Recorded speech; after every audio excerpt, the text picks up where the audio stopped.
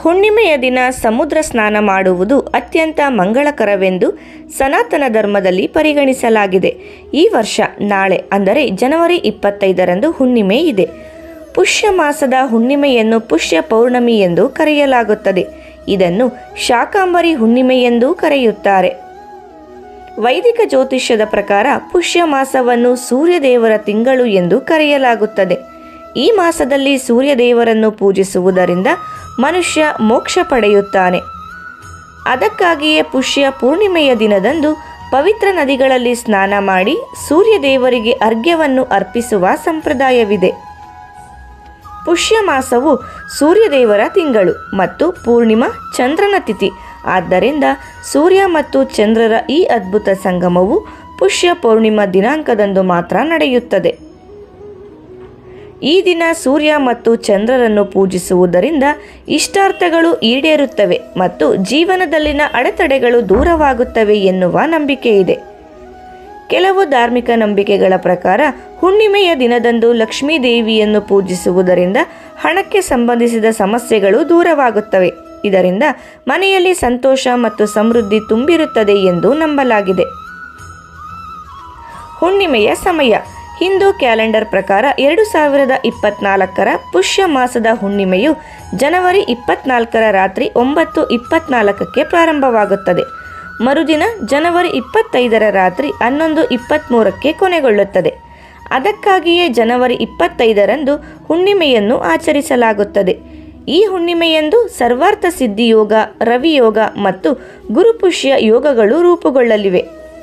ಈ ಪವಿತ್ರ ಯೋಗದಲ್ಲಿ ಸ್ನಾನ ಮಾಡುವುದು, ದಾನ ಮತ್ತು ದತ್ತಿ ಚಟುವಟಿಕೆಗಳನ್ನು ಮಾಡುವುದರಿಂದ ಹಲವು ರೀತಿಯ ಪ್ರತಿಫಲಗಳನ್ನು ಪಡೆಯಬಹುದಾಗಿದೆ. ಹಾಗಾಗಿಯೇ ಈ ಹುಣ್ಣಿಮೆ ಹೆಚ್ಚು ವಿಶೇಷವಾಗಿದೆ. ಈ ಸಮಯದಲ್ಲಿ ಲಕ್ಷ್ಮೀ ದೇವಿಯನ್ನು ಮೆಚ್ಚಿಸಲು ಕೆಲವು ಕ್ರಮಗಳನ್ನು ಅನುಸರಿಸಬೇಕು. ಪುಷ್ಯ ಹುಣ್ಣಿಮೆಯ ಮಹತ್ವ. ಹುಣ್ಣಿಮೆಯ ದಿನದಂದು ಸ್ನಾನ ಮಾಡುವುದು ಬಹಳ ಮುಖ್ಯ. ಸಮುದ್ರ ಸ್ನಾನ ಮಾಡಿದರೆ ಇನ್ನೂ ಹೆಚ್ಚು ಪುಣ್ಯ ಲಭಿಸುತ್ತದೆ. ಸೂರ್ಯನ ಜೊತೆಗೆ ಚಂದ್ರನನ್ನು ಇಂದು ಪೂಜಿಸಲಾಗುತ್ತದೆ. ಸ್ನಾನ ಮತ್ತು ಧರ್ಮ ಕಾರ್ಯಗಳನ್ನು ಮಾಡುವುದರಿಂದ ಪುಣ್ಯ ಬರುತ್ತದೆ ಎಂದು ನಂಬಲಾಗಿದೆ.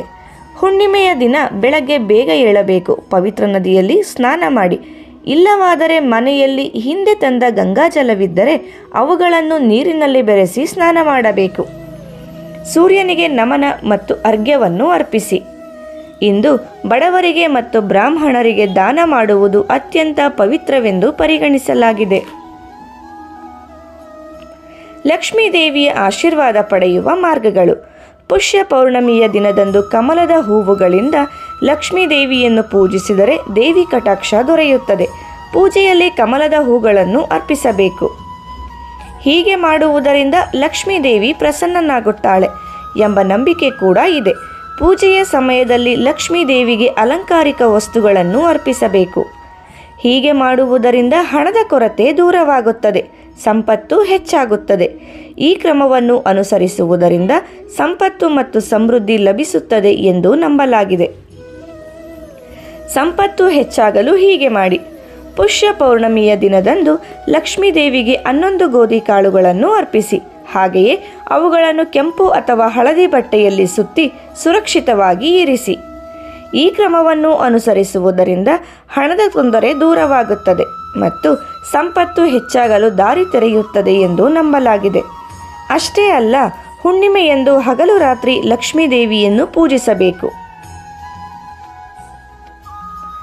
ನಂತರ ಕನಕದಾರ ಸ್ತೋತ್ರಂ, ಶ್ರೀ ಸೂಕ್ತಂ ಮತ್ತು ವಿಷ್ಣು ಸಹಸ್ರನಾಮವನ್ನು ಪಠಿಸಬೇಕು.